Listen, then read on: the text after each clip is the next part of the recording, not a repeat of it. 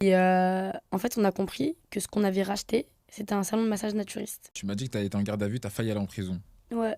J'aimerais que tu rentres vraiment dans les détails, en gros. Qu'est-ce que t'as fait? En gros, ce qui s'est Parce que moi, passé... je te vois pas en garde à vue déjà. Non, mais en fait, ce qui s'est passé, c'est que quand j'avais 19 ans, genre avec une pote, on voulait ouvrir un commerce d'esthétique à la base des bases. Donc du coup, en fait, on commençait à chercher sur le bon coin et des annonces, des fonds de commerce à acheter pour pouvoir exercer dans l'esthétique. Et en fait, quand tu veux ouvrir un commerce, nous, on avait 19 ans, on était hyper immatures. On...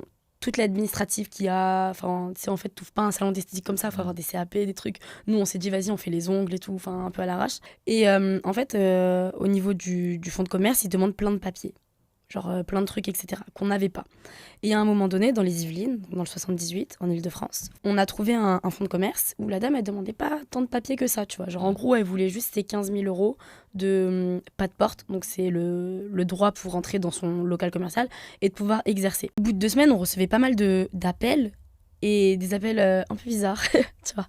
Genre vraiment bizarres. Et on avait genre 0 cliente. On avait personne qui venait. Alors qu'à la base, ça devait être un salon d'esthétique pour faire des ongles, etc. Et en fait, on a compris que ce qu'on avait racheté, c'était un salon de massage naturiste.